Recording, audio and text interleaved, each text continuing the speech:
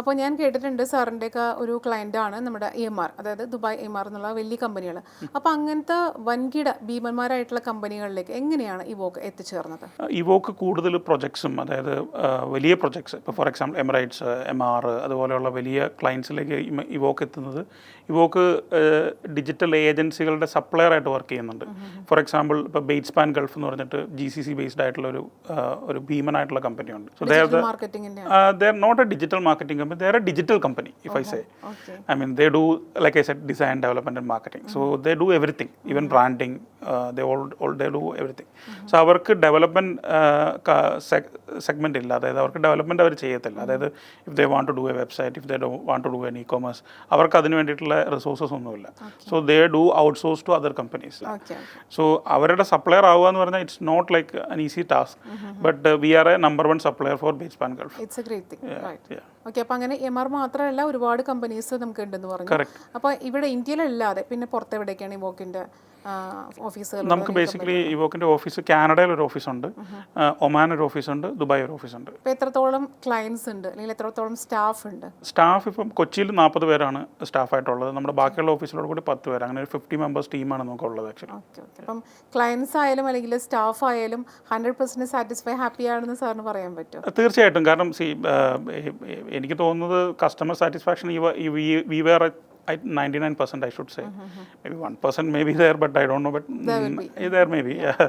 But 99% customers are satisfied. Why I am saying that is actually ഈ digital marketing നമ്മൾ 10 years ആയിട്ട് ചെയ്യുന്നുണ്ടെന്ന് പറഞ്ഞല്ലോ. നമ്മുടെ ഇപ്പോൾ ഉള്ള ക്ലയൻസിനകത്തൊരു 40% ക്ലയൻസും ഓൾമോസ്റ്റ് 8 to 9 years ആയ ക്ലയൻസ് ആണ്. സോ ഇറ്റ്സ് നോട്ട് ലൈക്ക് ഒരു 1 year 2 year ആയ ക്ലയൻസ് അല്ല. So they R staying with us for more than 9 or 10 years. So തുടങ്ങിയ കാലം തൊട്ടുള്ള ക്ലയൻസ് ആണ് ഇപ്പോൾ ഞാൻ മെയിൻറ്റെയിൻ ചെയ്യുന്നുണ്ട്. 40% clients are still that all clients. That's also great. Evoke തുടങ്ങിയതിന് ശേഷം അല്ലെങ്കിൽ അതിൻ്റെ പാതയിലൂടെ സഞ്ചരിച്ചുകൊണ്ടിരിക്കുമ്പോൾ എന്തെല്ലാം കോൺഫ്ലിക്റ്റ് അല്ലെങ്കിൽ എന്തെല്ലാം സ്ട്രഗിൾസ് ആണ് സാറിന് നേരിടേണ്ടി വന്നിട്ടുള്ളത്?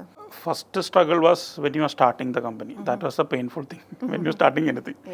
അന്നേരമാണ് ഞാൻ ആദ്യം പറഞ്ഞ പോലെ ഈ IT company, I worked in IT background, but I don't know because those are very fortune big കമ്പനീസിലാണ് ഞാൻ വർക്ക് ചെയ്തത്. സോ അവരുടെ മാർക്കറ്റിംഗ് ഡിപ്പാർട്ട്മെൻറ്റും മാർക്കറ്റിംഗ് ഡിവിഷനൊക്കെ എങ്ങനെ വർക്ക് ചെയ്യുന്നത് I don't have an idea. അപ്പോൾ അതായിരുന്നു ഏറ്റവും പെയിൻഫുൾ, ഇതിൻ്റെ marketing. Because operations part I'm well aware, because ഞാൻ IT ബാക്ക്ഗ്രൗണ്ട് ഉള്ളതാണ്, ഞാൻ ഡെവലപ്പർ ആയിരുന്നു. സോ ഒരു ഡെവലപ്മെൻറ്റ് കമ്പനി സ്റ്റാർട്ട് ചെയ്യുമ്പം I know what to do, but marketing I'm not aware of. എങ്ങനെ മാർക്കറ്റിംഗ് ചെയ്യണം ഒരു ഐഡിയ ഇല്ലായിരുന്നു actually. That was one of the main challenge while I started the business എന്നാണ് എനിക്ക് തോന്നുന്നത് actually. So when I started the business, I started in a 200, not even 200, maybe ഒരു 150 square feet of ഓഫീസായിരുന്നു start ചെയ്ത് കൊച്ചി തന്നെ. That also in ഒരു അപ്പാർട്ട്മെൻറ്റിൻ്റെ ഏറ്റവും top ബിൽഡിങ്ങിനകത്ത് സെക്യൂരിറ്റിക്ക് താമസിക്കാൻ വേണ്ടിയിട്ടൊരു ഒരു സ്പേസ് ഉണ്ടായിരുന്നു. അതാണ് that was my first office. I think 5,000 something rent. I think അതൊരു ടോയ്ലറ്റും ഒരു 200 സ്ക്വയർ ഫീറ്റ് ഓഫീസ്. അല്ല, ഞാൻ ഒരു 10 days ഞാൻ ഒറ്റയ്ക്കായിരുന്നു സ്റ്റാർട്ടിങ് ഉണ്ടായിരുന്നത്. അതിനുശേഷം I get a designer, then a developer. ഞങ്ങൾ 3 പേര് ഓൾമോസ്റ്റ് ഒരു ഫസ്റ്റ് 3 months ഞങ്ങൾ 3 പേര് മാത്രം ഉണ്ടായിരുന്നുള്ളൂ. So I almost stay at the office almost full day. ഞാൻ വീട്ടിൽ പോകുന്നത് കുറവായിരുന്നു ആക്ച്വലി. ഞാൻ രാത്രി അവിടെ തന്നെ കിടന്നുകൊണ്ടിരുന്നത്. എൻ്റെ കാരണം ഇതായിരുന്നു, കാരണം ഐ വാസ് സപ്പോർട്ടായിരുന്നു. ഓഫ് കോഴ്സ് ഫാമിലി സപ്പോർട്ട് ഇല്ലാതെ നമുക്ക് ഒരു ബിസിനസ്സും തുടങ്ങാൻ പറ്റത്തില്ല. ഞാൻ അവിടെ കിടക്കാനുള്ള കാരണം എന്ന് വെച്ച് കഴിഞ്ഞാൽ ഞാൻ ടാർഗറ്റ് ചെയ്ത കസ്റ്റമർ ബേസ് എല്ലാം US, യൂറോപ്പ് ആയിരുന്നു. ടൈം അഡ്ജസ്റ്റ് ചെയ്യാൻ വേണ്ടിയിട്ട് ഞാൻ അവിടെ കിടക്കും. പകൽ ഞാൻ വർക്ക് ചെയ്യും, രാത്രി എഴുന്നേറ്റ് ഇവരുടെ മെസ്സേജസ് റിപ്ലൈ ചെയ്യാൻ അങ്ങനത്തെ കാര്യത്തിന് വേണ്ടിയിട്ട് ഞാൻ അവിടെ കിടക്കും. I got first project I think $50 something.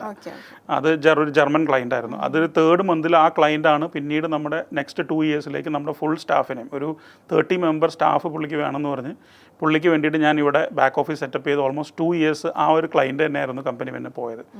So starting first 3 months very struggled ആയിരുന്നു ആക്ച്വലി. പിന്നെ അത് കഴിഞ്ഞിട്ടുള്ള സ്ട്രഗിളിങ് എന്തൊക്കെയായിരുന്നു? അല്ലെങ്കിൽ അത് പിന്നെ നല്ല സ്മൂത്ത് ആയിട്ടാണോ പോയിട്ട്? No business always time to time struggles വന്നുകൊണ്ടിരിക്കും. അത് ഡിഫറെൻറ്റ് ടൈപ്പ് ഓഫ് സ്ട്രഗിൾസ് ആയിരിക്കും. താങ്ക് ഗോഡ് ഫിനാൻഷ്യൽ ക്രൈസിസും അങ്ങനത്തെ ഇഷ്യൂസ് ഒന്നും എനിക്ക് ഫേസ് ചെയ്യേണ്ട വന്നിട്ടില്ല. ക്ലയൻസിനൊക്കെ ഹാൻഡിൽ ചെയ്യുമ്പോൾ സാറിന് അത് എങ്ങനെയാണ് കുറച്ചും കൂടെ ഈസി ആയിട്ട് തോന്നിയിരിക്കുന്നത്? നമ്മുടെ GCC അല്ലെങ്കിൽ പുറത്തുള്ള ക്ലയൻസ് ആണോ അതോ നമ്മുടെ ഇന്ത്യൻ ക്ലയൻസ് ആണോ കുറച്ചും കൂടെ എളുപ്പമായിട്ട് തോന്നിയിട്ടുള്ളത്? ഓഫ് കോഴ്സ് പുറത്തുള്ള ക്ലയൻസ് തന്നെയാണ് actually. Indian clients are actually over expectations ഉള്ള ആൾക്കാരാണ്. പിന്നെ നമ്മുടെ മാർക്കറ്റും അങ്ങനെയാണ്. കാരണം എന്താ വെച്ച് കഴിഞ്ഞാൽ ഇപ്പോൾ ഫോർ എക്സാമ്പിൾ ഇവോക്ക് പോലത്തെ ഒരുപാട് കമ്പനികളുണ്ട്. So the market competition also tight in India. So ആ ഒരു മാർക്കറ്റിനകത്ത് നമുക്ക് സ്പെൻഡ് ചെയ്യണതിനേക്കാളും അല്ലെങ്കിൽ നമുക്ക് എഫോർട്ട് എടുക്കുന്നതിനേക്കാളും കൂടുതൽ നമുക്ക് ബെനിഫിറ്റും നമുക്ക് ഔട്ട്സൈഡ് ഇന്ത്യൻ പ്രൊജക്ട്സ് ചെയ്യുമ്പോൾ തന്നെയാണ് ആക്ച്വലി. ഓഫ് കോഴ്സ് ഈ കറൻസി വാല്യൂയുടെ ഡിഫറൻസ് എന്തായാലും നമ്മുടെ ഇതിൽ റിഫ്ലക്റ്റ് ആവുമല്ലോ ആക്ച്വലി. ശരിയാണ്. അതുപോലെ ഈ ഡിജിറ്റൽ മാർക്കറ്റിംഗ് എന്നത് എനിക്കൊരു ഇപ്പോൾ ആസ് എ ഒരു നോർമൽ പേഴ്സൺ എന്നുള്ള നിലയ്ക്ക് എനിക്കൊരു അത്ഭുതമായിട്ട് തോന്നിയത് ലുലു പോലുള്ള എസ്റ്റാബ്ലിഷ്ഡ് ആയിട്ടുള്ള കമ്പനീസ് ശരിക്കും ഡിജിറ്റൽ മാർക്കറ്റിംഗ് ഇപ്പോൾ നന്നായിട്ട് ചെയ്യുന്നുണ്ട്. അപ്പോൾ അത്രയും എസ്റ്റാബ്ലിഷ്ഡ് ആയിട്ടുള്ള കമ്പനികൾ ചെയ്യണമെന്നുണ്ടെങ്കിൽ ഡിജിറ്റൽ മാർക്കറ്റിംഗ് ചെയ്യണമെന്നുണ്ടെങ്കിൽ അതിന് അത്രത്തോളം ഇമ്പോർട്ടൻസ് ഉണ്ട്. അപ്പോൾ എന്തുകൊണ്ടാണ് ഇത്രയും എസ്റ്റാബ്ലിഷ്ഡ് ആയിട്ടുള്ള കമ്പനികൾ പോലും ഡിജിറ്റൽ മാർക്കറ്റിംഗിലേക്ക് പോകുന്നത്? അതിൻ്റെ ഒറ്റ കാരണമുള്ളൂ. ഞാൻ ആദ്യം പറഞ്ഞ ആൻസറുമായിട്ട് ഇതിനെ കണക്ട് ചെയ്യാം. കാരണം ഒറ്റ കാരണമുള്ളൂ, now the people are in digital.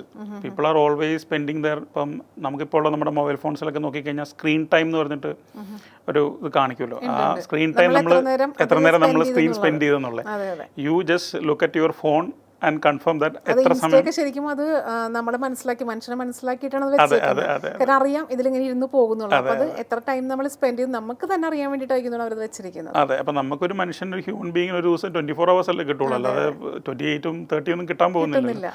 So now the point is actually ആ 24 hours if you are spending 10 hours in digital screen time, then Lulu അല്ലെങ്കിൽ ഇപ്പം വേൾഡ് ബിഗ് കമ്പനി കോക്കോ പെപ്സിയോ ഹൂവർ അവർ പ്രസൻറ്റ് ഡിജിറ്റലി വന്നില്ലെന്നുണ്ടെങ്കിൽ then they have to be present in digital also. അതുകൊണ്ടാണ് അവർക്ക് vision ഉണ്ട്, അതുകൊണ്ടാണ് ദേ ആർ ഇൻ ഡിജിറ്റൽ. എത്ര വലിയ കമ്പനിയാണെങ്കിലും ഫോർ എക്സാമ്പിൾ ലൈക്ക് ഇപ്പോൾ കോള നമ്മൾ ചിന്തിക്കുമ്പോൾ നമ്മൾ ആദ്യം കൊക്കോ കോള എന്നായിരിക്കും ചിന്തിക്കുന്നത്. പക്ഷേ ഒരുപാട് മാർക്കറ്റ് പ്രൊഡക്ട്സ് കോളയുടെ ഉണ്ട്, പക്ഷെ എന്നാലും നമ്മൾ ഫസ്റ്റ് ചിന്തിക്കുന്നത് കൊക്കോ കോള എന്നായിരിക്കും. കൊക്കോ കോള ഇപ്പം digitally millions of rupees spend ചെയ്യുന്നുണ്ട് world wide actually digitally. So digitally അത്രയും പൈസ അവർ സ്പെൻഡ് ചെയ്യുന്നതിൻ്റെ ഒരു ബേസിക് റീസൺ എന്ന് പറഞ്ഞു കഴിഞ്ഞാൽ they want to keep in people mind that Cola is Coca Cola. So that is a reason that they spending that much money in digital marketing. So അതിൻ്റെ കാരണം ഇതാണ്. ട്രഡീഷണലി ഉള്ള ഇപ്പോൾ ഹോർഡിങ്സ് ആയാലും Coca Cola is still doing wall paintings. If you go to Tamil Nadu and all Coca കോളയുടെ wall painting നിങ്ങൾക്ക് കാണാൻ പറ്റും. ഞാൻ പലപ്പോഴും ആലോചിക്കൂട്ടെ എന്താ കൊക്കോ കോളയൊക്കെ ഇത്ര വലിയ കമ്പനി ഇപ്പോഴും ആ ഒരു വാൾ പെയിന്റിംഗിൽ നിൽക്കുന്നത്. അപ്പോൾ അതായത് ട്രഡീഷണൽ ആൻഡ് ഡിജിറ്റൽ അവരെപ്പോഴും മൂവ് ചെയ്യുന്നത് നടത്തും അല്ലേ? പീപ്പിളുടെ മനസ്സിൽ ഇങ്ങനെ കീപ്പ് ചെയ്യണം. അതായത് okay cola is Coca Cola. They have to inject the name and the product always to the society. അത് ഏറ്റവും കൂടുതൽ ആൾക്കാർ ഡിജിറ്റൽ ആകുമ്പോൾ ഡിജിറ്റലും they need to be present in digital. That's the reason even Lulu or whoever are ചെയ്യുന്നതിന്റെ കാരണം. ഇപ്പോൾ നമുക്കറിയാം digital marketing എന്ന് പറയുന്നത് ഒരുപാട് കമ്പനീസ് ഉണ്ട്. പക്ഷെ എന്താണ് വാട്ട്സ് യുണീക്ക് ഇൻ ഇവോക്ക്? ഇവോക്കിലേക്കൊരു പ്രൊജക്റ്റ് അല്ലെങ്കിൽ ഒരു റിക്വയർമെൻറ്റ് സംസാരിക്കാനായിട്ട് ഒരു ക്ലയൻറ്റ് വരുന്ന സമയത്ത് നമ്മൾ ആദ്യം ആ ക്ലയൻറ്റിനെ ആദ്യം മനസ്സിലാക്കും. എവിടെ നിന്നാണ് വരുന്നത്, എന്താണ് അവരുടെ ബിസിനസ്, ഏത് ജിയോഗ്രഫിയിലാണ് അവർ ബിസിനസ് ചെയ്യുന്നത്, അവർ ഓൾറെഡി റീറ്റെയിൽ ബിസിനസ്സാണോ ചെയ്യുന്നത്, റീറ്റെയിൽ സ്റ്റോർ എവിടെയാണ് ചെയ്യുന്നത്, അവർക്ക് എന്തെങ്കിലും ഓൺലൈൻ സ്റ്റോർ അവർ ചെയ്തിട്ടുണ്ടോ, ഇതുവരെ അവരെന്തെങ്കിലും ഡിജിറ്റൽ മാർക്കറ്റിങ്ങിനകത്ത് ട്രൈ ചെയ്തിട്ടുണ്ടോ, അതെന്താണ് ചെയ്തത്, എത്ര ബഡ്ജറ്റ് സ്പെൻഡ് ചെയ്തു, ഇങ്ങനത്തെ ഡീറ്റെയിൽസ് എല്ലാം നമ്മൾ ആദ്യം ഒന്ന് മനസ്സിലാക്കും. അതിനുശേഷം നമ്മൾ അവർക്ക് വേണ്ടിയിട്ടുള്ള ഒരു പാക്കേജ് കസ്റ്റമൈസ് ചെയ്യും. ഒരു ട്രഡീഷണലായിട്ട് നമുക്കൊരു സെറ്റ് ഓഫ് സർവീസസ് നമ്മൾ വിൽക്കുകയല്ല ചെയ്യുന്നത്. നമ്മൾ ആ കസ്റ്റമറുടെ നീഡ് അനുസരിച്ചിട്ടുള്ള രീതിയിൽ അവർക്ക് വേണ്ടിയിട്ടുള്ള പാക്കേജായിട്ട് കസ്റ്റമൈസ് ചെയ്യുക ചെയ്യുന്നത്. ഡിഫോൾട്ട് ആയിട്ടുള്ള ഒരു സ്ട്രാറ്റജി, ഒരു കാറ്റഗറി അല്ല നമുക്ക് ഇവോക്ക് കൊടുക്കുന്നത്. അല്ല, കാരണം വരുന്ന ഓരോ ക്ലയൻസിനനുസരിച്ച് ക്ലയൻസിന്റെ കസ്റ്റമേഴ്സിനനുസരിച്ചിട്ടാണ് നമ്മൾ ഓരോന്നും കൊടുക്കുന്നത്, മാർക്കറ്റിംഗ് ചെയ്യുന്നത്. അതെ.